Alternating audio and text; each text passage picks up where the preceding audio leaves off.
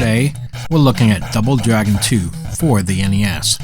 Double Dragon 2 was released on the NES by Acclaim in 1990. Billy and Jimmy Lee, the Double Dragons, return to avenge Marion's loss in 9 missions against the Shadow Warriors, street gangs, ninjas, and mutant warriors, navigating construction sites, alleyways, and underwater hideouts. Remember, if you're new to this channel, don't forget to hit the like and subscribe button as it helps us the channel grow. And don't forget to hit the notification button for all future videos. So, how is Double Dragon 2 today? Here is our review of Double Dragon 2 for the NES.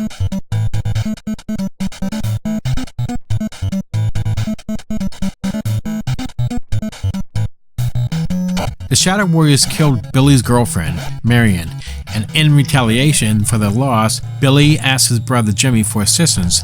They make a commitment to vanquish the Shadow Warriors once and for all. There are cutscenes in between the levels to explain the story, and they are done pretty good.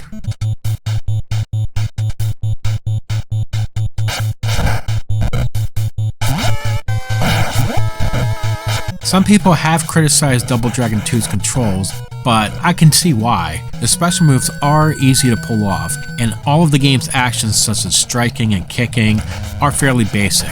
An attack to the left is performed with one button, and assault to the right by another button.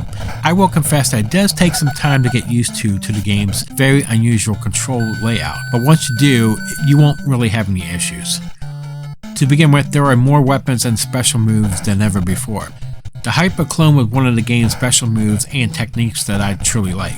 Some of the maneuvers are a little challenging to perform at first, so it does take a little practice to get used to them.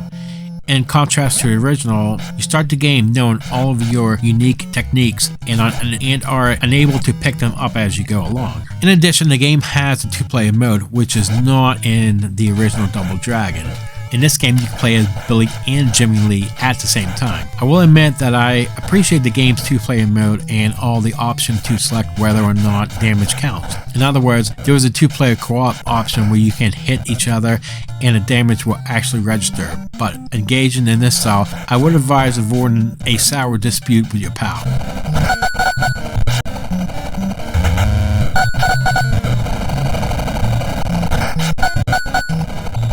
Double Dragon 2's graphics were pretty good. Compared to original Double Dragon's background graphics, these backgrounds were more varied and extremely well designed. I really enjoyed how, in one level, you see a skyscraper with a city-like feeling, and then you are abruptly in a forest-like setting in the following stage. It was quite nice that the game included a range of backgrounds. The character designs are also really good. Jimmy and Billy each have a distinct appearance. Double Dragon 2 has a good boss and enemy designs as well.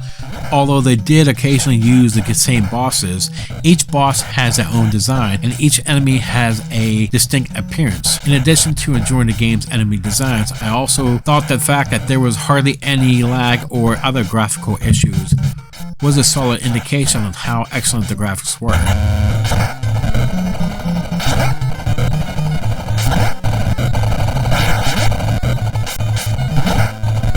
Double Dragon's 2 sound effects and soundtrack for the NES were likewise excellent. Every stage seemed to have a little different song that complemented the stage's vibe.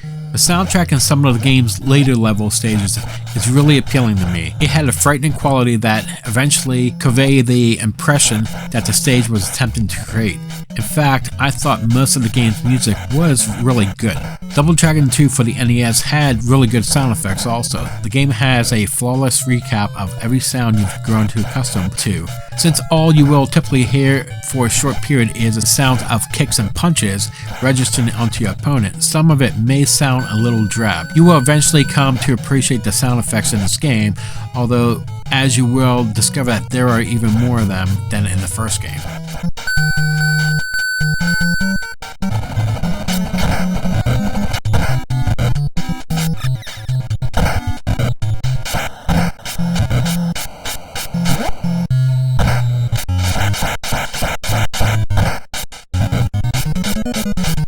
So, is Double Dragon 2 worth playing today?